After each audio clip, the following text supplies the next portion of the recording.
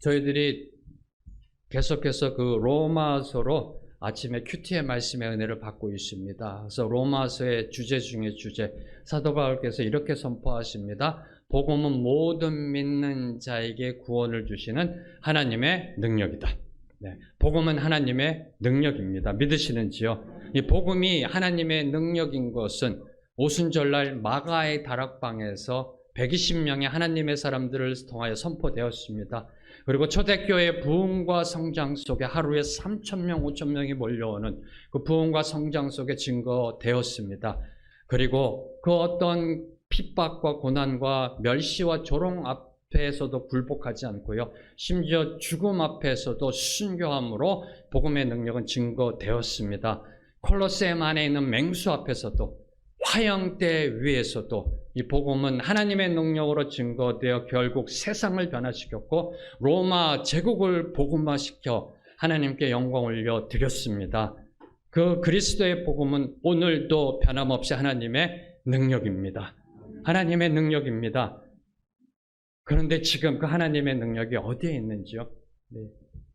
지금 그 하나님의 능력은 과연 어디에서 일어나고 있는지요? 안타까운 것은 하나님의 능력이 어디 있는지 둘러봐도 보이지 않는다라는 겁니다.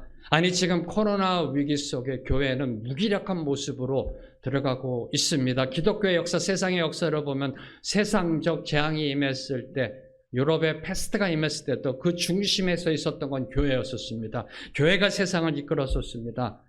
그러나 지금 오늘날 우리의 모습 속에 이 코로나 위기 속에서도 눈에 보이지 않는 미생물 바이러스 앞에서 교회는 무기력한 모습으로 저녁 뉴스에 하나의 기사거리로 지적거리로 올라오는 게 교회라는 것. 하나님의 능력인데 복음은 과연 그 능력은 어디에 있는 것일까? 무엇이 문제일까? 도대체 어디서 어떻게 잘못된 것일까? 바로 이 부분입니다. 그래서 저희들이 복음이라는 주제로 지금 세 번째 하나님의 말씀을 듣는 겁니다. 여러분에게 머리적 지식만을 키우기 위해서 하나님이 이 복음이라는 주제로 설교를 하신 것이 아닙니다. 우리의 삶을 돌아보며 우리의 삶 속에 그분의 나라, 그분의 복음, 그분의 능력이 선포되어지고 증거되어져야 합니다. 바로 그 복음의 능력이 여러분의 삶 속에 온전히 드러나기를 소망하면서 오늘의 말씀 속으로 들어가려고 합니다. 2000년 전 이 땅에 오신 분, 그분은 하나님의 아들이셨습니다. 믿으시는지요? 그냥 어떤 천사가 온 게 아니라 하나님의 아들이 오셨다니까요. 오늘 말씀처럼 하나님의 형상, 하나님의 본체이신 그분이 오신 것이라니까요. 그럼 이 땅에 뭔가의 변화가 일어나야 되잖아요. 변화가 일어나야 되죠. 지금 변화가 일어나야 되잖아요. 그분의 아들이 오셔서 선포한 게 복음인데, 사랑하는 성도 여러분, 복음은 인류의 역사를 BC와 AD로 나눈 하나님의 능력이었습니다. 인류의 역사를 반으로 잘라서 예수님이 오시기 전에 BC, 예수님이 오신 후에는 AD라고 나누는 하나님의 능력이었던 것입니다. 바로 이 인류의 역사가 BC와 AD로 나눠질 때 하나님은 천군 천사들을 베들레헴 들판으로 보내어 목자들에게 가장 큰 기쁜 소식, 복음을 선포하셨습니다. 그때 상황을 누가는 이렇게 기록하고 있습니다. 주의 천사가 그들 앞에 나타나 주의 영광이 그들을 환하게 둘러 비추니. 복음이 선포될 때 주님의 영광, 하나님의 영광이 베들레헴 들판을 덮었습니다. 베들레헴 들판에 하나님의 영광이 임했을 때 그 복음이 선포되었던 겁니다. 베들레헴이 어디인가요? 베들레헴은 역사적으로 볼 때 룻과 보아스, 다윗의 조상 룻과 보아스가 만나 하나님의 가문을, 메시아의 가문이 이루어진 그 출발점이 되는 곳이 베들레헴입니다. 룻과 보아스는 오벳은 이세, 이세는 다윗을 통해 메시아가 오셨고요. 다윗이 사무엘로 인하여 이스라엘 왕으로 기름 부음 받은 곳, 바로 그것이 베들레헴이었던 것입니다. 바로 그곳에서 2000년 전 목자들은 하나님의 영광이 임한 가운데 천사들이 선포한 복음을 들었던 것입니다. 그리고 동방에서 메시아 별을 보고 따라왔던 동방 박사들이 그 들판을 지나갔던 것입니다. 영적 전율이 안 느껴지세요? 네. 베들레헴이라는 그 땅이 있는데 그곳에 룻과 보아스가 만났고요. 다윗이 그곳에서 왕으로 기름 부음을 받았고요. 네. 그곳에서 하나님의 영광이 임하고 천사들이 복음을 선포했고요. 그곳을 동방에서 온 박사들이 지나갔고요. 동방 박사들은 이걸 알았을까요?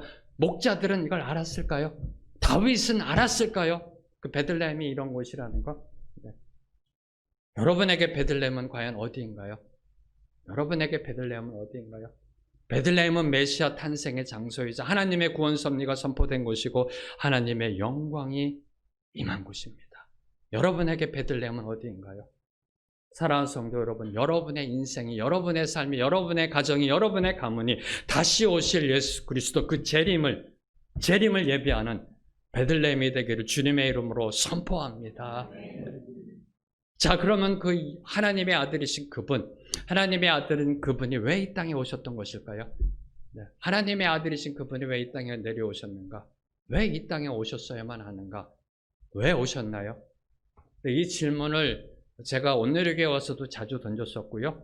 그리고 그 전에 신학교에 있을 때도 신학생들에게 질문 던지고요. 하나님의 아들이신 그분, 그 그리스도가 이 땅에 오신 목적이 무엇이냐?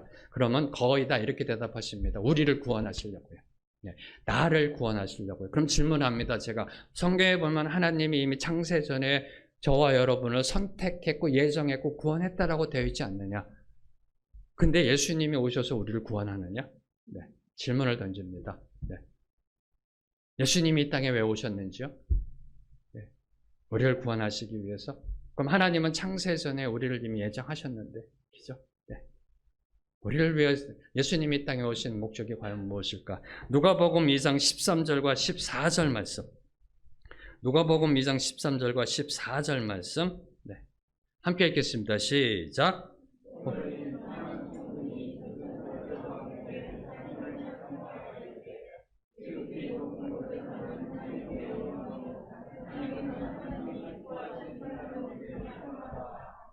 성경대로 보겠습니다. 수많은 천군 천사들입니다. 얼마인지 모릅니다. 저 원어적인 의미는 어마어마한 하늘의 별보다 더 많은 수많은 천군 천사들이 하늘에서 하나님을 찬양합니다. 영광이 지금 베들레헴 땅을 덮고 있습니다. 영광이 하나님의 영광이 임하고 있고 수많은 천군 천사들이 오늘날로 얘기하면 성가대, 찬양당, 챔버, 오케스트라 전부 다 모여서 찬양하고 있는 겁니다. 이게 느껴지세요? 제가 하늘나라 가면은 꼭 제가 경험하고 싶은 게 이겁니다. 하나님, 요거 한 번만 보여주세요. 정말이에요. 네. 수많은 천군 천사들이 예수 그리스도가 오신 그날 복음이 선포되는 그날에 찬양을 합니다. 네. 찬양을 합니다. 성가대, 찬양대, 챔버, 오케스트라가 모여서 와, 하나님의 영광은 임해 있고요. 네. 와, 경험해보고 싶지 않으세요? 경험해보고 싶지 않으세요? 소망하는 자에게 임할 줄로 믿습니다. 네. 그때 천사들이 이렇게 찬양합니다. 지극히 높은 곳에서는 하나님께 영광이요 땅에서는 하나님이 기뻐하신 사람들 중에 평화로다. 평화로다. 지극히 높은 곳에서는 하나님께 영광이요 땅에서는 하나님이 기뻐하신 사람들 중에 평화로다. 왜요? 어떻게? 그분이 이 땅에 오심으로. 하나님의 아들이신 그분이 이 땅에 오심으로 지극히 높은 곳에서는 하나님께 영광이요 땅에서는 하나님이 기뻐하신 사람들 중에 평화로다. 천군 천사들은 찬양하며 예수 그리스도가 이 땅에 오심으로 어떠한 일이 일어날지를 선포했던 것입니다. 바로 이것이 예수 그리스도가 이 땅에 오신 목적. 저와 여러분의 구원받음도 여기에 들어가 있습니다. 오늘 말고 다음 주에 그 부분에 대해서는 설명해 드리고, 오늘 먼저 저희들이 보는 것은 천군 천사들이 선포했던 예수 그리스도가 이 땅에 오심으로 지극히 높은 곳에서는 하나님께 영광이다. 이것이 이루어질 것이다. 지극히 높은 곳이라는 건 하나님이 계신 곳. 다시 말씀드리면 하나님이 온 우주 만물의 창조자 되시고 절대 주권자 되신 분, 제일 높으신 분, 이런 뜻입니다. 모든 걸 알고 계시고 모든 걸 다스리시는 그분께 하나님의 영광을 올려드리는 것, 이것이 바로 예수 그리스도가 이 땅에 오신 복음의 본질적 사명임을 인간의 입으로 하나님이 선포하신 게 아니라 천군 천사들의 입을 통하여 하나님이 선포하신 것입니다. 예수 그리스도가 이 땅에 왜 오셨는지요? 하나님께 영광 올려드리기 위해서. 이거를 깨달은 사도 바울은 오늘 말씀 속에 그리스도의 영광의 복음이다라고, 그리스도의 영광의 복음이다라고 선포하셨던 겁니다. 참고로 성경에 보면은 이 복음을 영광의 복음이다라고 선포한 게 딱 두 군데 나옵니다. 오늘 말씀과 디모데전서 1장 11절, 거기 1장 11절 말씀에는 하나님의 영광의 복음, 오늘 말씀 속에는 그리스도의 영광의 복음, 복음은 영광의 복음입니다. 복음은 영광의 복음입니다. 복음이 선포될 때 하나님의 영광이 선포되어 있었었고요. 네. 그리고 하나님께 영광 올려드리는 복음은 영광의 복음입니다. 네. 하나님의 영광의 복음, 그리스도의 영광의 복음. 하나님의 영광이 어떻게 그리스도의 영광이 되느냐, 이 부분을 하다 보면 이제 또 한 4주간의 별도의 설교가 필요해서 이 부분은 11월 6일 저희 1주년 창립 부흥회 때 금요일 하루 종일 하나님의 말씀을 은혜 받고자 합니다. 네.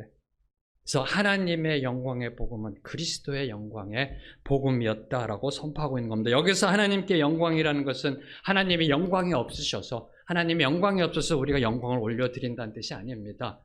그런 뜻이 아니라 원래 하나님의 것, 그분의 것을 당연히 그분께 올려드린다라는 겁니다. 예나 지금이나 변함없는 사실, 그분은 창조주이십니다. 예나 지금이나 변함없는 사실, 그분은 저 하늘 보좌에 앉아 계시며 오늘도 이 땅을 다스리고 계십니다. 살아계신 역사하시는 만왕의 왕, 만주의 주 되신 하나님이십니다. 이분께 경배한다는 건 당연지사가 아닐까요? 네. 이 세상에 대통령을 만나도 예를 갖춥니다. 네. 그리고 훌륭한 분을 만나면 경외감으로 예를 갖춥니다. 온 우주 만물의 창조자 되신 그분께 경배하며 영광 올려드린다는 것은 당연지사입니다. 그런데 이 당연한 이치를 세상은 깨닫지 못했습니다. 죄악이 이 땅에 들어오므로 하나님의 존재를 거부하고 무시해 왔던 것입니다. 설사 하나님의 존재를 믿는다 하여도 하나님을 세상의 바벨탑을 쌓는 도구로 이용하는 것이 인간이라는 겁니다. 네. 그래서 사도 바울은 이러한 세상을 향해 이렇게 경고하셨습니다. 로마서 1장 23절. 네. 로마서 1장 23절 함께 읽겠습니다. 시작.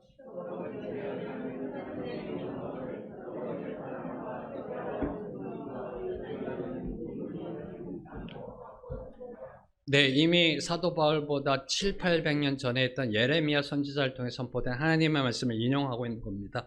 썩어지지 않은 하나님의 영광을 썩어질 사람과 새와 짐승과 기어다니는 동물의 모양 우상으로 바꾸었다. 썩지 않은 하나님의 영광을 썩어 없어질 우상으로 바꾸었다. 사도 바울의 시대나 예레미야 선지자 시대나 지금이나 동일하게. 네, 동일하게. 바로 이 예언적 말씀이 사도 바울의 그 고백을 통해서 이 땅에 선포되었음을 강조하고 있는 겁니다. 이는 하나님을 거부하는 세상의 타락과 인본주의적 세속화를 경고하고 있는 겁니다. 사랑하는 성도 여러분, 인간이 타락하면 자신이 갖고 있는 것, 자신이 그렇게 얻으려고 하는 그것이 썩어 없어지는 것이란 걸 모른다라는 겁니다. 타락하면 모릅니다. 네, 타락하면 더 움켜쥐려고 그러고 그것이 썩어 없어지는 것인지를 모른다는 겁니다. 그러니까 더 가지려고 그러는 거고요. 네, 더 가지려고 그러는 거예요. 사랑하는 성도 여러분, 이 인간의 타락과 부패와 변질은 순리를 영리로 바꿀 때 나타나는 현상입니다. 정상을 비정상으로 바꿀 때, 네, 순리를 영리로 바꿀 때 나타나는 바로 그것이 로마서 1장 23절에 사도 바울께서 경고하고 있는 거고요.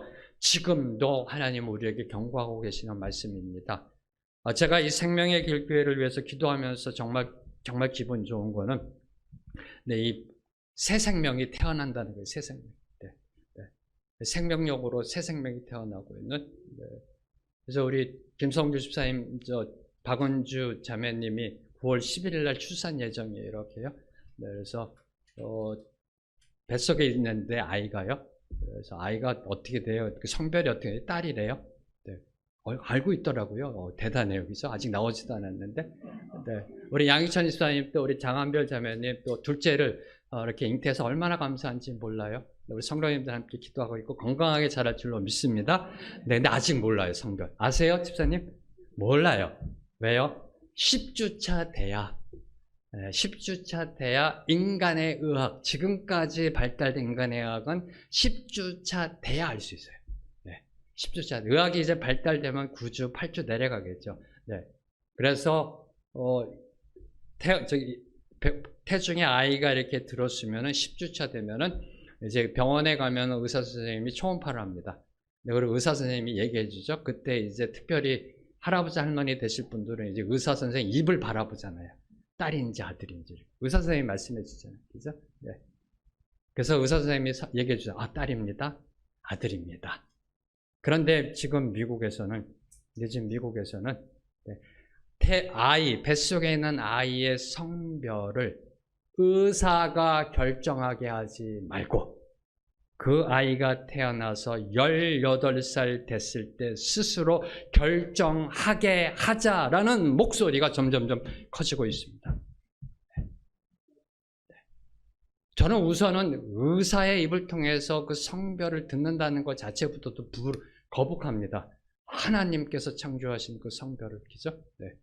예, 이 땅에 태어나서 또 긍정적인 면도 있습니다. 뱃속에 있을 때부터 아이의 인권이 인정되어지는 남자아이로 여자아이로 그것도 있습니다만 어쨌든 그런데 이제 그걸 뛰어넘어서 의사가 왜 아이의 성별을 결정하냐 초음파 보고서 안 된다. 아이가 18살 됐을 때 스스로 결정하게 하자. 나는 남자다, 나는 여자다 라는 운동이 일어나고 있습니다. 목소리가 점점점 커지고 있습니다. 하나님이 정하신 성별을 인간이 바꿔버리는 이 성전환, 그것도 모자라서 동성끼리 연애를 하고 동성끼리 결혼한다라고 하고는 이러한 동성애, 하나님의 창조 질서 순리를 거부하고 있는 바로 이러한 사회적, 이념적 우상이 되어버렸습니다. 문화적인 아이콘이 되어버렸습니다. 성전환과 동성애가 바로 이것이 이 땅을 살고 있는 우리의 모습이고 바로 이것이 로마서 1장 23절이 저와 여러분에게 경고하고 있는 겁니다. 네. 썩어 없어질 우상이라는 것이 이미 우리의 삶 속에 이렇게 들어와 있는 겁니다. 영적 전쟁의 용어로 이야기하면 사탄의 견고한 진이 계속해서 쌓여져 가고 있는 겁니다. 오늘 말씀 속에 사도 바울처럼 고린도후서 4장 4절의 말씀처럼 사도 바울의 지적처럼 이 세상의 우상은 믿지 아니하는 자들의 마음을 혼미하게 하여 그리스도의 영광의 복음의 광채가 비치지 못하도록 만들어가고 있습니다. 그러면 왜 인간은, 세상 사람들은 예나 지금이나 하나님을 거부하고 우상을 숭배하는 것일까요? 네. 왜 그럴까요? 네. 왜 성전을 하고 왜 동성애 이러한 우상으로 나아가는 것일까요? 네. 이제 저희들이 우상하면 이제 돈, 그 차원을 뛰어넘어서 좀 넓게 깊게 봐야 됩니다. 네, 맨날 저희들이 자 이제 회개하며 기도합니다. 나의 우상은 뭘까요? 그러면 돈. 그것만 갖고 기도하는데 우리의 삶을 보면서 우리의 사회 속에 문화 속에 얼마나 이 우상이 깊게 박혀 있는지, 하나님을 거부하는 것이 우상이라니까요. 하나님의 창조 질서를 뒤집는 게 우상이라니까요. 왜 인간은 하나님을 거부하고 우상을 숭배해왔던 것일까? 우상은 실제로 존재하는 것이 아닙니다. 우상을 보신 분, 우상이 사람 움직여 인격체로 활동하는 걸 보신 분, 우상은 인간이 만들어낸 것입니다. 가짜입니다. 가짜신입니다. 아담이 범죄한 이후에 늘 인간의 마음속에는 하나님의 자리에 올라가려고 하는 악이 있습니다. 네, 교만한 이 악이 있습니다. 하나님, 신을 자기 마음대로 조종하려는 악이 있습니다. 네, 인간의 본질적 악입니다. 신도 하나님도 내 마음대로. 네, 오늘 뭘 먹을지도 내가 정해서 갖다 줘야 돼요. 신전에. 오늘은 과일 드세요. 내일은 돼지고기 드세요. 네. 내 마음대로. 내 마음에 안 들면 치워버립니다. 다른 우상을 만들어버립니다. 네, 제가 오래전에 이제 호주에 갔을 때 어느 장로님께서 이제 장로님을 이제 아는 분이어서 거기 가서 주일날 예배 드리는데 장로님 이제 예배 다 드리고 나서 저를 부르시더니 목사님이 조금 좀 연세가 있으셨어요. 호주에 계셨는데 저한테 딱 오셨어요. 그때 이제 제가 집사 때인데요. 황 집사 어때? 목사 설교 어때? 그래서 너무 감사한데요. 그때 설교 못하면 쫓아보낼 거야. 왜냐하면은 본인이 세웠거든요, 교회를. 네. 본인이 세웠다고 생각하거든요. 네. 장로가 자기 마음대로 교회를 좌지우지하려고. 이게 인간의 본질적 악이라는 겁니다. 네. 좀 너무 놀랐었습니다, 그때요. 제가 정말 좋아했던 장로님이 그랬는데, 어때, 저 목사 설교? 보내버릴 거야? 영주권 더 안 해줄 거야? 네. 이게 인간의 악이라는 겁니다. 이게 누구나 다 들어있는 겁니다. 자기 마음대로 하고 싶어하는 이것이 만들어낸 게 우상이라는 겁니다. 이것이 그 누구도 예외가 없다라니까요. 네. 내 마음대로 하고 싶어하는 그 악이 들어가 있다니까요. 그래서 그 악이 신까지도 만들어버린 거. 네. 바로 그것이 고대 시에 드러났던 바로 우상이라는 겁니다. 사랑하는 성도 여러분, 우상은 인간을 타락시키는 것이 아닙니다. 우상은 아무런 능력이 없습니다. 우상은 타락한 인간의 산물이라는 겁니다. 타락한 인간의 산물. 저와 여러분도 깨어있지 못하면 우상을 만들어갈 수 있다는 겁니다. 어디서? 교회 안에서. 교회 안에서 하나님을 거부하고 내가 내 마음대로 조종할 수 있는 우상을 만들어갈 수 있다는 겁니다. 바로 이러한 상황 속에 있었던 세상, 타락한 세상이 우상을 만들고 하나님을 거부하며 사망의 어둠으로 내딛고 있던 그때 예수님은 하나님의 영광의 빛, 생명의 빛을 비추시기에 이 땅에 오셔서 십자가에 죽으셨던 겁니다. 그러나 빛이 어둠에 빛이 돼 그 어두움은 깨닫지 못했더라라고 사도 요한은 고백하고 있습니다. 세상이 아무리 그 빛을 거부하고 그 빛을 깨닫지 못해도 예수님은 십자가에서 하나님의 영광을 선포하시고 십자가에서 죽으셨습니다. 그리고 3일 만에 부활하셨습니다. 믿으시는지요? 정말 믿으세요? 그러면 그분이 다시 오실 거 믿으세요? 그분은 영광 중에 다시 이 땅에 오십니다. 영광 중에 나타나신다라고 성경은 선포하고 있습니다. 바로 예수 그리스도가 다시 이 땅에 오시는 그 재림을 믿는 성도라면 동일하게 품어야 될 비전이 있습니다. 바라봐야 될 꿈이 있습니다. 바로 그것이 하박국 선지자가 품었던 꿈입니다. 하박국 2장 14절 말씀. 네, 하박국 2장 14절 말씀 함께 읽겠습니다. 시작. 이는 물이 바다를 덮음같이 여호와의 영광을 인정하는 것이 세상에 가득함이라. 어떻게 읽혀지세요? 네, 아무런 이 마음의 움직임이 없으세요? 물이 바다를 덮음같이 여호와의 영광을 인정하는 것이 온 세상에 충만하다. 아직도 감이 안 오세요? 온 우주 만물에 하나님의 영광으로 뒤덮여 있다. 경험해 보셨는지요? 경험하셔야 됩니다. 네. 하나님은 보여주십니다. 누구에겐 보여주고 누구에겐 안 보여주는 게 아니라 갈급한 심령으로 나아가는 자에게 이걸 보여주십니다. 바로 이것 때문에 제가 하나님 앞에 무릎 꿇고 소명으로 나왔던 것이고 저를 부르실 때, 저를 목사로 부르실 때 온 세상을 하나님의 영광의 사랑으로 덮어버리시면서 그 사랑, 덮어버린 사랑을 저에게 쏟아부으시면서 이제는 나를 위해 일해야 된다. 일어나거라. 가자. 지금이다. 네. 이 경험을 하셔야 됩니다. 온 세상이 하나님의 영광으로 덮여있는 것. 이 비전을 꿈꾸셔야 됩니다. 네. 온 우주 만물이 이 땅에 창조된 목적은 그분의 영광을 나타내기 위한 겁니다. 물이 바다를 덮음같이 하나님의 영광이 온 우주 만물을 덮고 있는, 생각만 해도 뭐 영적 흥분이 되지 않으세요? 네. 하나님의 영광이 덮여있는, 하나님의 영광이 덮여있는, 네. 하나님의 영광이 충만하게 임재하는 그러한 교회가 저희 교회가 되기를 선포합니다. 그러한 예배가 오늘 이 예배가 되기를 선포합니다. 저와 여러분이 이 땅에 태어난 목적도 하나님의 영광을 위하여 창조되었음을 이사야서 43장 7절은 이렇게 선포하고 있습니다. 내 이름으로 불려지는 모든 자 곧 내가 내 영광을 위하여 창조한 자를 오게 하라. 그를 내가 지었고 그를 내가 만들었느니라. 하나님이 저와 여러분을 왜 창조하셨는지요? 영광 받기 위하여. 네. 저와 여러분이 존재하는 목적이 무엇인가요? 하나님께 영광 올려드리기 위해서. 저와 여러분이 왜 구원받았는지요? 하나님께 영광 올려드리기 위해서. 영광 올려드리기 위해서입니다. 3400년 전 모세는 바로 그 영광을 보고자 소망했던 것입니다. 영광을 보고자 소망했습니다. 그러나 하나님은 모세에게 내 영광을 보면 너는 죽는다. 그래서 그를 바위 틈 사이에 넣으시고 뒷모습만, 눈을 가리시고 뒷모습만 보여주었다라고 성경은 기록하고 있습니다. 바로 이 말씀을 역으로 보면 죽음을 각오해야 하나님의 영광을 볼 수 있다. 죽음을 각오해야 하나님의 영광을 볼 수 있다라는 겁니다. 복음을 위해 목숨 걸었던 초대교회 성도들은 하나님의 영광을 보았습니다. 화형대 위에서 불에 타 죽으면서도 찬양을 부를 수 있었던 것, 그분의 영광을 보았기 때문에.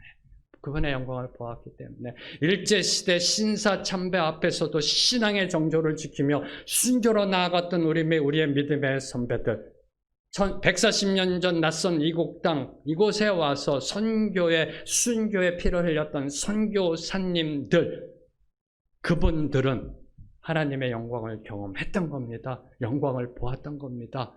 그래서 그분들의 목숨을 바쳐 하나님의 복음이 하나님의 능력임을 선포하셨던 겁니다. 사랑하는 성도 여러분, 여러분은 지금 복음을 위해 뭘 걸고 계시는지요? 복음을 위해 뭘 걸고 계시는지요? 네. 목숨까지는 얘기하지 않겠습니다. 네. 여러분의 인생은 걸고 계시는지요? 아니, 손해볼 각오로 나아가고 계시는지요? 손해볼 각오로 나아가고 계시는지요? 네. 바로 이 부분에 있어서 묵상하면서 저에게 은혜가 된 동영상 하나가 있습니다. 네, 함께 좀 동영상 준비가 되면 좀 보고 가도록 하겠습니다. 언제 봐도 저는 감동이 되고요. 네.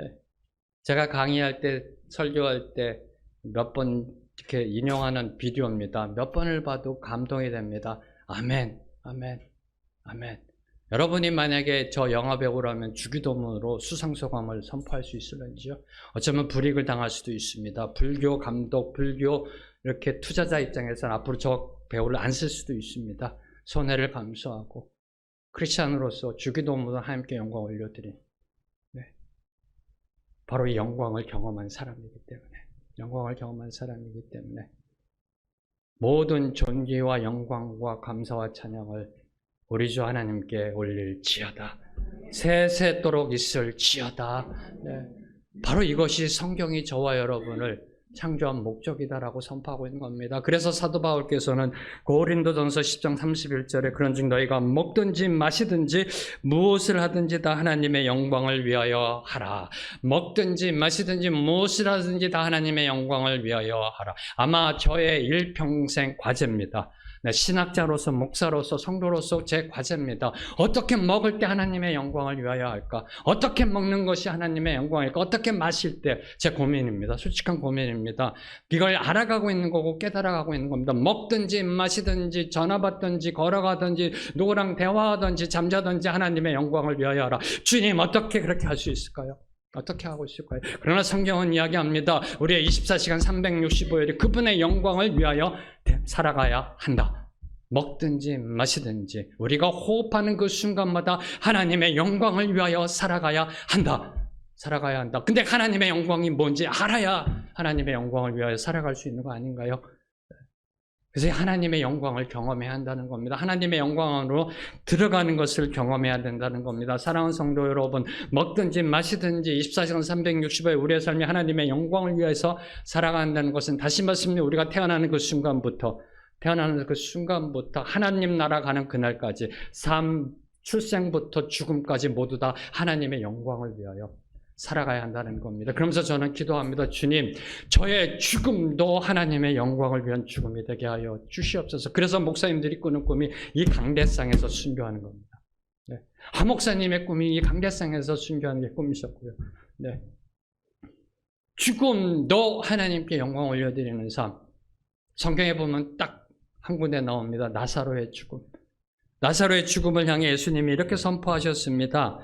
이 병은 죽을 병이 아니라 하나님의 영광을 위함이요 하나님의 아들이 이로 말미암아 영광을 받게 하려 함이라. 어떻게 사느냐, 무엇을 위해 사느냐도 중요합니다. 그러나 어떻게 죽느냐, 무엇을 위해 죽느냐도 중요하다라는 겁니다. 내가 내 마음속에 있는 나의 간절한 기대와 소망은 살든지 죽든지 내 몸에서 그리스도가 존귀하게 되는 것이라. 사도 바울의 고백. 나의 간절한 기대와 소망은 죽든지 살든지 내 몸에서, 내 삶 속에서, 내 호흡 속에서 그분의 이름이 존귀하게 되는 것이다. 그분은 그분의 소망대로 그렇게 사셨습니다. 네. 사랑하는 성도 여러분, 이 소망 있으신지요? 이 갈급함에 열정이 있으신지요?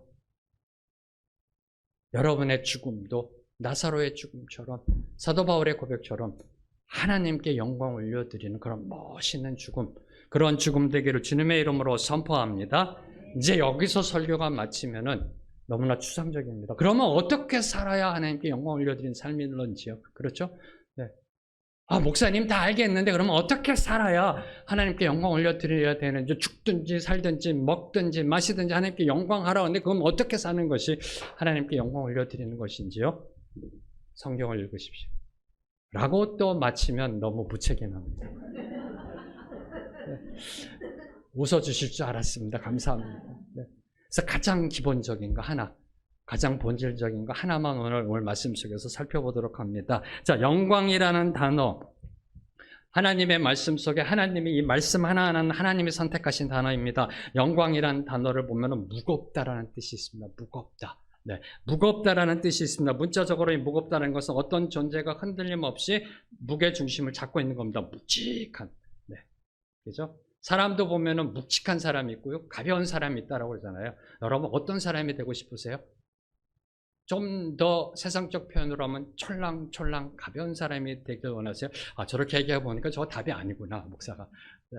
아니면 묵직한 어떤 상황 속에서도 흔들림 없이 묵직하고 안정감을 보여주는 어떤 사람이 되고 싶으세요?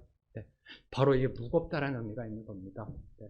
뭐예요? 영광이라는 거예요. 그래서 하나님의 영광이라는 것은 우리가 창조된 목적이고 존재의 목적이자 동시에 우리 인생의 무게중심이라는 뜻입니다.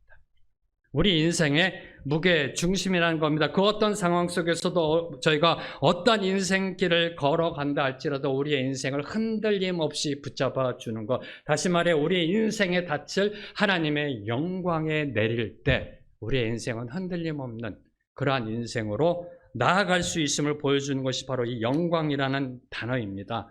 근데 너무나 안타까운 것은 우리가 살고 있는 이 시대를 돌아보면 우리의 무게중심, 인생의 무게중심을 하나님의 영광에서 찾지 않고 세상 것에서 찾으려고 합니다. 네.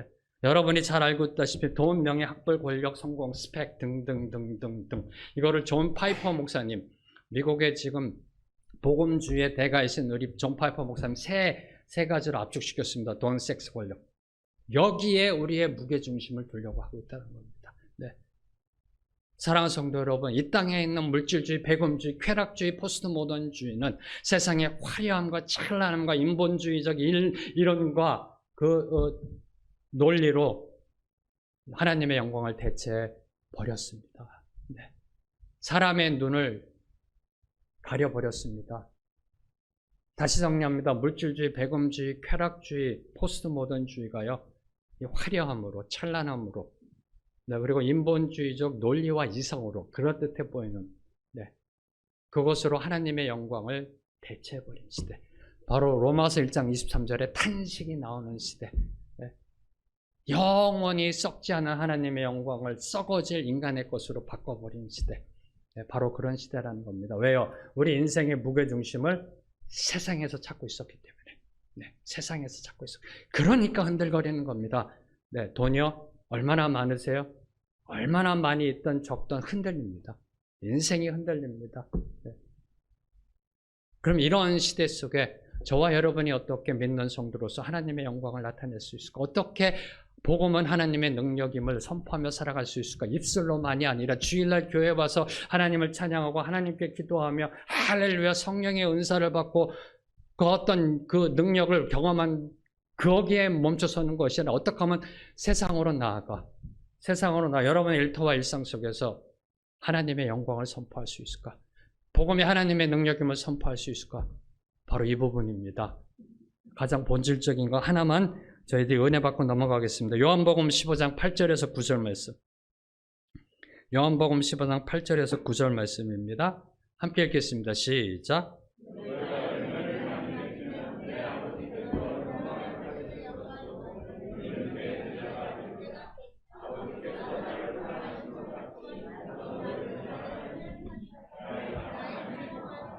내 아버지께서 영광을 받으실 것이다. 언제요? 우리가 열매를 많이 맺을 때. 열매를 많이 맺을 때. 이거 한 가지만 기억하십시오. 우리가 열매를 맺을 때 하나님은 영광 받으신다. 우리의 삶 속에 열매를 맺을 때. 그럼 어떤 열매인가요? 성경에 보면 분명하게 선포되고 있습니다. 갈라디아서 5장 22절 23절에 성령의 열매.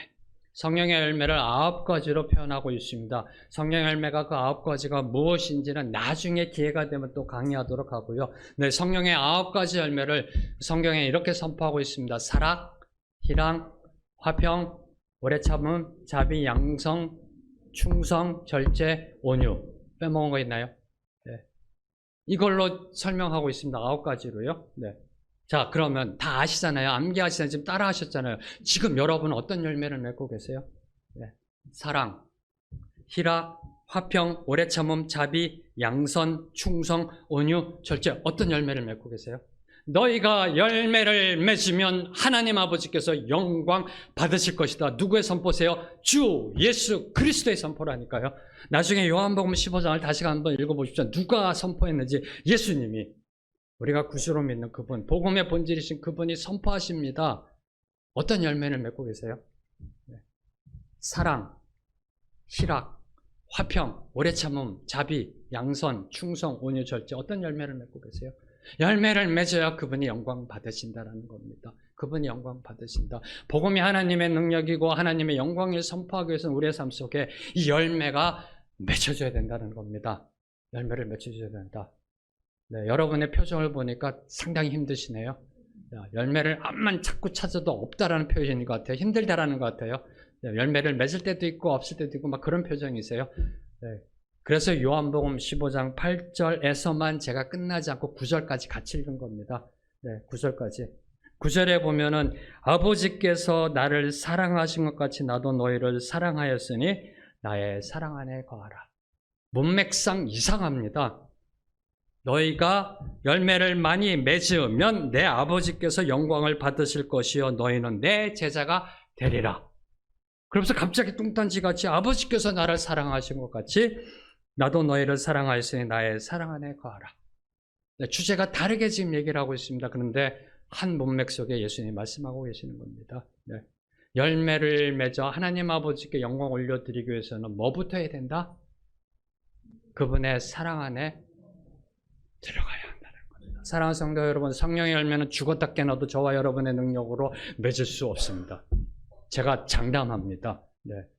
오직 그분의 사랑 안에 거할 때, 그분의 사랑 안에 거할 때 내 능력이 아닌 성령의 능력으로 사랑의 열매가 맺히고요, 기쁨의 열매가 맺히고 오래 참음의 열매가 맺히고 자비와 양선과 충성과 온유와 절제의 열매가 맺히는 겁니다. 그분의 사랑 안에 거할 때, 그분의 사랑에 충만히 거할 때 2000년 전 화양대 위에 서 있었던 우리의 순교자들께서도 기쁨의 찬양을 올려드릴 수 있었던 것입니다. 그 열매를 맺을 수 있었던 것입니다. 그래서 하나님께 영광 올려드릴 수 있었던 것입니다. 사랑하는 성도 여러분, 하나님의 사랑 안으로 들어가십시오.